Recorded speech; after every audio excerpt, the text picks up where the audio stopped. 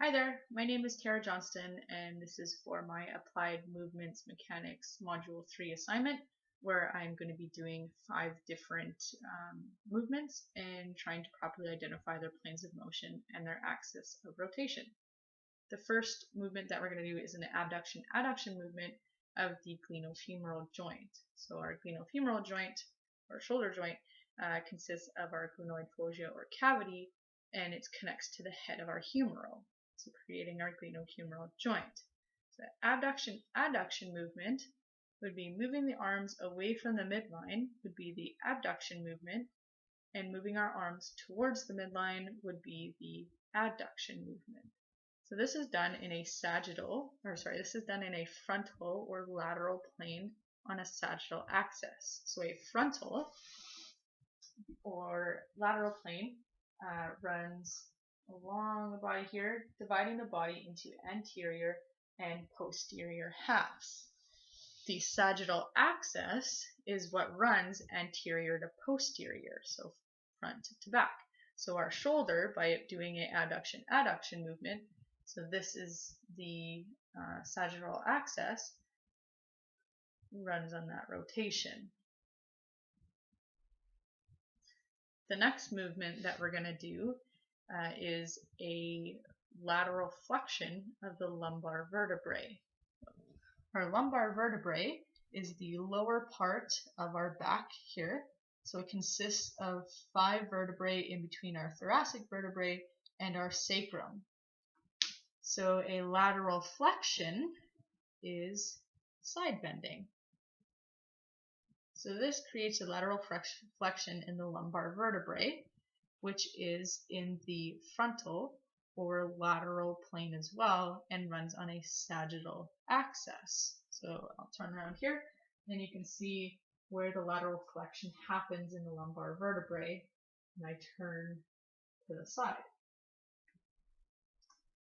The next one that we're going to do is the shoulder girdle, which consists of the clavicle, our collarbone, and our scapula, our shoulder blade. So our shoulder girdle is what holds our upper extremities, or attaches our upper extremities to our mid-body or our thoracic. So the movement that we're going to do in the movement that we're going to do is a protraction-retraction movement. So I'll turn to the side here. So a protraction would be moving the shoulder down. A retraction would be moving the shoulders back up. So this is done in a sagittal plane on a frontal axis. Sagittal plane is also referred to as anteroposterior plane. So anteposterior or sagittal plane runs anterior to posterior all the way down and divides into left and right halves. A frontal axis runs side to side.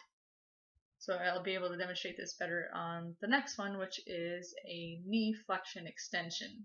So our knee, which involves our tibiofemoral joint and our patellofemoral joint. So our patellofemoral joint will glide as we do a flexion extension, and our tibiofemoral joint is what is doing the flexion and extension. So we have our flexion and our extension.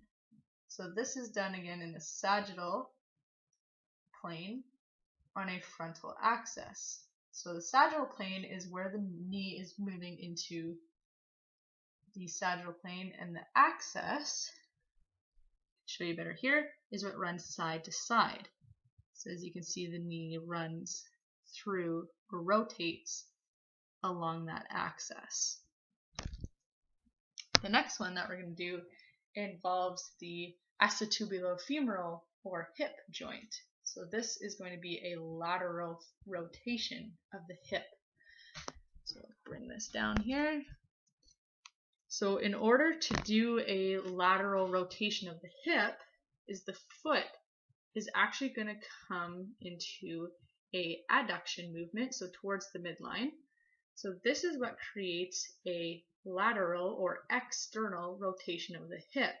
If we wanted to do a internal or medial rotation of the hip, we would have to turn the foot outwards or do a abduction movement, and it creates that inward turn of the hip.